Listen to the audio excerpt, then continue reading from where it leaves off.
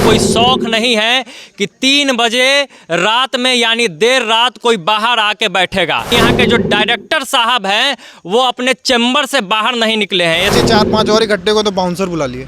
सवाल करेंगे तो बाउंसर्स बुला लिए जाते हैं, जैसे कि कोई व्यक्ति सवाल न कर दिया हो, कहीं आतंकवादी हो, कहीं का गुंडा हो, कहीं का बाहुबली हो। जो कान ये लोग बंद कर लिए हैं, जो आँख इन लोगों का खुल नहीं रहा है, उसको खोलने में हम जो कुछ भी कर सकते हैं वो करेंगे। और ऐसे ही जैसे यहाँ चिल्ला रहे हैं वैसे ही कोशिश करेंगे वहाँ भी जाके चिल्लाएं। जब मैं 2 बजे रात में उठ के आ सकता हूँ तो मैं दिन भर और रात भर भी इस खबर के लिए लग सकता हूँ और ज़रूर लगूँ। डायरेक्टर साहब नहीं आए हैं, उनके लिए क्या कहेंगे? नहीं, वो अभी के लिए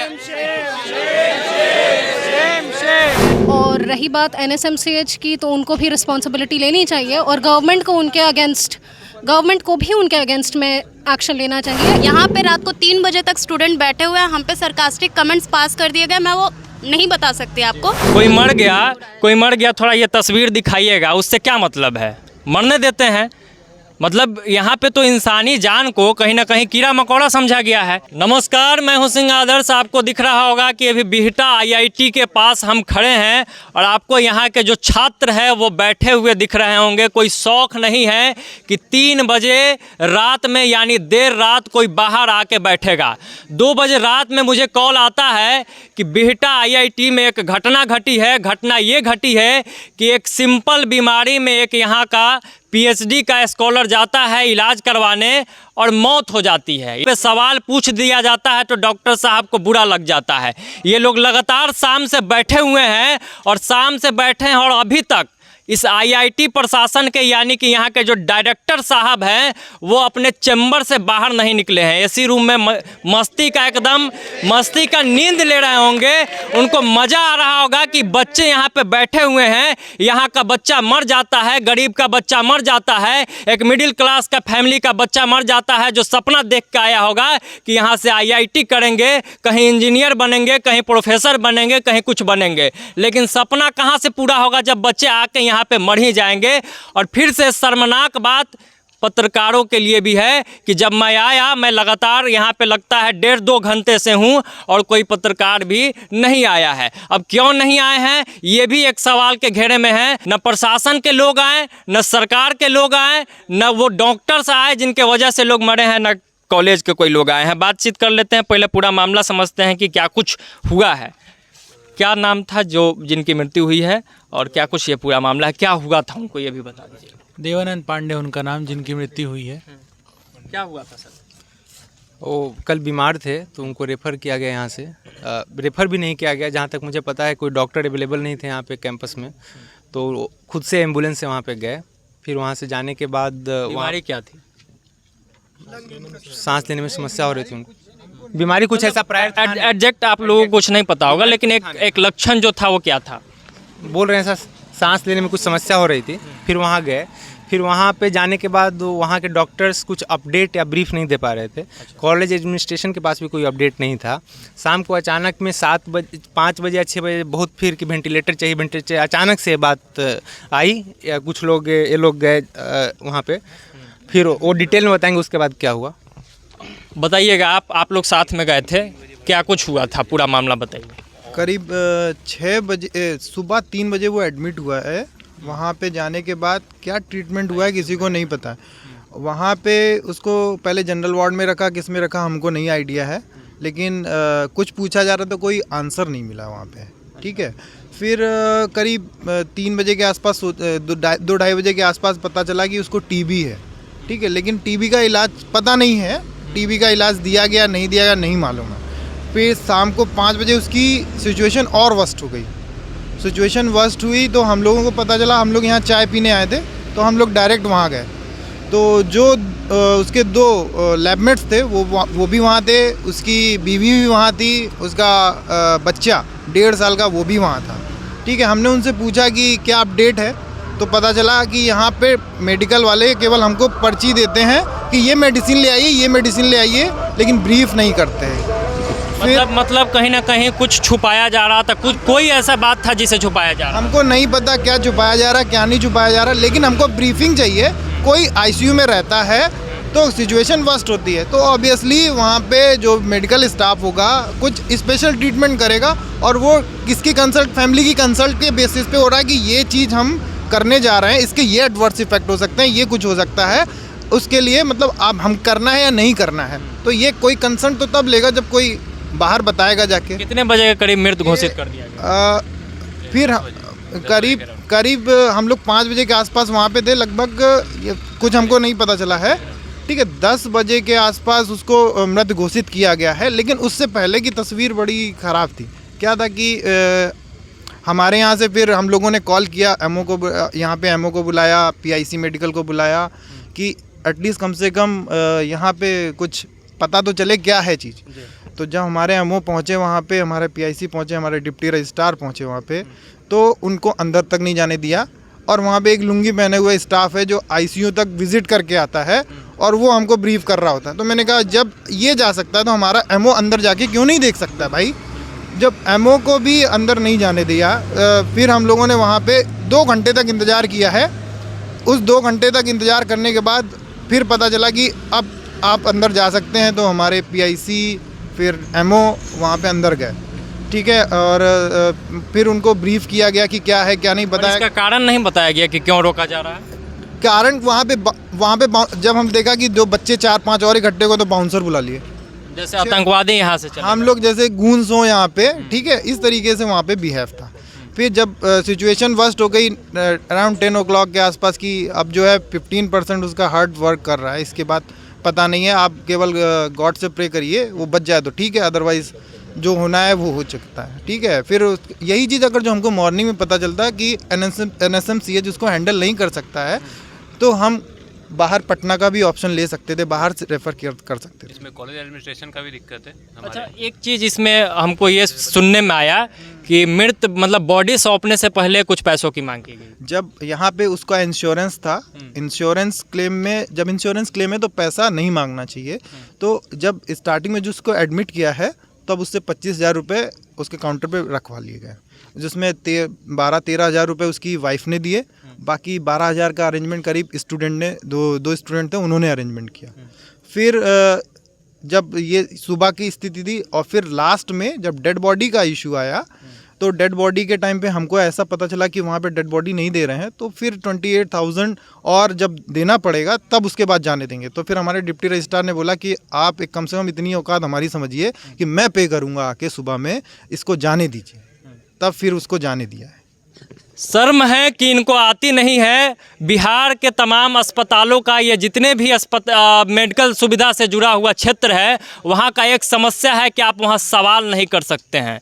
सवाल करेंगे तो बाउंसर्स बुला लिए जाते हैं, जैसे कि कोई व्यक्ति सवाल न कर दिया हो, कहीं आतंकवादी हो, कहीं का गुंडा हो, कहीं का बाहुबली हो। मांग क्या है आप लोगों का?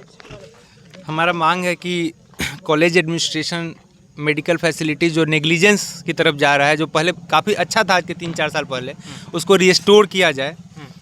और डायरेक्टर सर हमसे इस बारे में बात करें, इस मामले में बात करें, और हमारे जो भी क्या हाँ, आगे आकर क्या वो तो हमारे गार्जियन के जैसे हैं, हम ही उनसे रिक्वेस्ट कर रहे हैं कि वो आएँ, हम और हमारी बातों को माने। और हमारी मेडिकल फैसिलिटीज़ पहले अच्छी थी, वो दिन पर दिन डिटेरिएट हो रही है। और NSMCH is one of the black listed hospital in this area. अभी मतलब हमेशा वहाँ किसी न किसी का कभी बीमारी रहता है कुछ और इलाज करते हैं कुछ। तो NSMCH बगल में एक अस्पताल है, वो काफ़ी ब्लैक लिस्टेड है ऑलरेडी। और वहाँ सबसे बड़ी समस्या है कि उनके पास एक अच्छा डॉक्टर होता है डिपार्टमेंट में, बट इवन इफ़ कि हमारा टाइप है उनके साथ, हम वहाँ जाते हैं, दे ट्रीट अस लाइक, ऐसे तो सबकी जान उतनी पड़, but they treat us like second class citizen and we get treated by the ordinary doctors. और पहले तो स्ट्रगल करना पड़ता है, हमारा टाइप है फिर भी स्ट्रगल करना पड़ता है कि हमको बेड मिल जाए। अरे भाई, हमारा टाइप है तो we should have reserve bed for that, we should get immediate treatment with the best doctors available there. So हमारी मेडिकल फैसिलिटी इन शॉर्ट इम्प्रूव हो, और जो भी डिसीज्ड हैं उनके साथ जो भी हुआ उनके फैमिली के लिए सबसे पहले तो हॉस्पिटल को देखिए, समवन शुड बी रिस्पॉन्सिबल।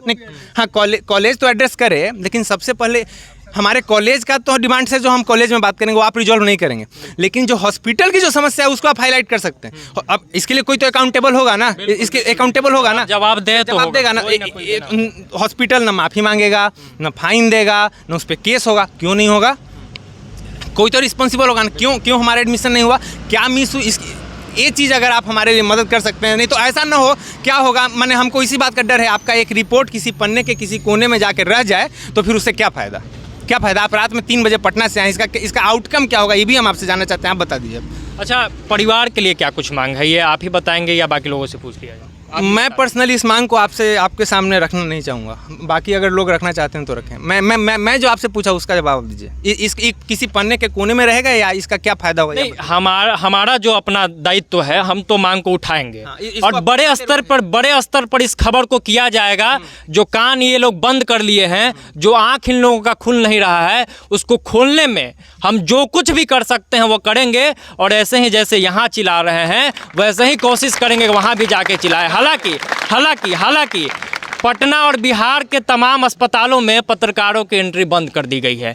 ये बिहार का ऐसा सच है जो आप लोगों को बार बार मैं बताता हूँ कि पीएमसीएच में, एनएमसीएच में, चाहे यहाँ नेताजी सुभाष चंद्र बोस वाला जो अस्पताल है, वहाँ कुत्ता जा सकता है। सॉरी, कुत्तों के लिए भी ऐसा नहीं बोला जाना चाहिए, फिर भी कह रहा हूँ, लेकिन पत्रकार नहीं जा सकते हैं। वो जो सीमा रेखा होता है, जैसे ही पार कीजिएगा लाठी बरसा दिया जाता है। खैर, तो हमारे तरफ से जो कुछ हो सकता है हम जरूर करेंगे।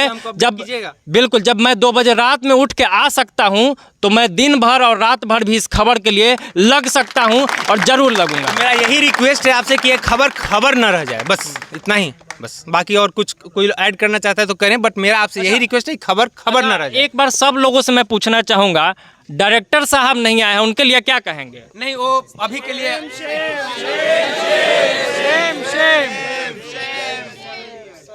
हॉस्पिटल बिहार के अस्पतालों का जो हाल हो गया है उसके लिए क्या कहेंगे आप लोग? बिहार के अस्पतालों की हालत बहुत बुरा है यहाँ पे, और हम चाहते हैं कि जो स्थिति यहाँ की है एनएसएमसीएच की, वो हम लोग के साथ टाई अप में ना रहे, वो ब्लैक लिस्ट हुआ जाए और हमें एक अच्छा हॉस्पिटल दिया जाए जैसे लास्ट टाइम था। उसको फाइन हो, उसके अगेंस्ट में FIR हो, ये 3 डिमांड्स होनी चाहिए। सिर्फ ब्लैक लिस्ट होने से क्या होगा, हमको वहाँ तो जाते हैं लोग और मरते हैं। ये दूसरा एक कोविड में हुआ था, इससे पहले कोविड के टाइम पे विश्वा सर थे मेटलर्जी के, वो 6 ईयर PhD स्टूडेंट थे, उनकी डेथ हुई थी, वो भी ऑक्सीजन की कमी की वजह से बताया गया था। एक्चुअल रीजन क्या है, रिपोर्ट कोई बाहर नहीं आया था, एक्चुअल में हुआ क्या था, और ये सेकेंड टाइम ऐसा चीज़ हुआ है। दूसरा मौत है ये, और कुछ छात्राएं भी बैठी हुई हैं। ये अपने आप में बड़ी बात है कि इतने देर रात में बैठी हुई है और लगातार कहीं ना कहीं इस मांग को उठाने का प्रयास हो रहा है। बताइए क्या कुछ आप लोग का मांग है इस पूरे मामले में? हमारी मांग बस इतनी सी है कि हम एज स्टूडेंट्स जो डिज़र्व करते हैं हमें वो मिले। हमें सेकंड हैंड चीज़ें या हमें चैरिटी नहीं चाहिए। वो स्टूडेंट जिनकी डेथ हुई है, he was a student from among us. आज अगर हम लोग यहाँ पे हैं उनके लिए, तो उनके साथ जो भी अब उनके जाने के बाद उनके फैमिली के साथ जो भी अच्छा होना चाहिए वो हो। कॉलेज की तरफ से कॉलेज रिस्पॉन्सिबिलिटी ले इस चीज़ की। और रही बात एनएसएमसीएच की, तो उनको भी रिस्पॉन्सिबिलिटी लेनी चाहिए और गवर्नमेंट को भी उनके अगेंस्ट में एक्शन लेना चाहिए। हर साल हम लोग अपने स्टूडेंट्स लूज़ नहीं कर सकते हैं। ये दूसरा स्टूडेंट है 3 साल में जो एनएसएमसीएच में भर्ती हुआ है और वहाँ पे उनकी डेथ हुई है। विद्यार्थियों को विद्यार्थी नहीं समझा जा रहा है क्या यहाँ? देखिए, यहाँ पे फैसिलिटी के नाम पे हर तरह की फैसिलिटी को ख़त्म किया जा रहा है, कट किया जा रहा है, और बाकी जो है स्टूडेंट को किसी भी तरह का हाइजीन प्रोवाइड नहीं किया जा रहा है ना। स्टूडेंट को बिल्कुल एकदम स्लेव की तरह ट्रीट किया जा रहा है। Whatever I want to say you have to follow, इस बात पर अमल किया जा रहा है।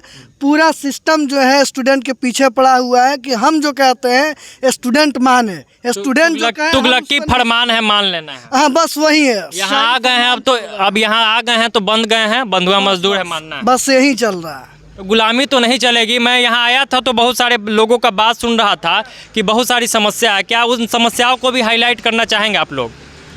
और थोड़ा सा मैं उधर भी बातचीत, इशारा हुआ है विद्यार्थियों का कि उधर बातचीत किया जाए।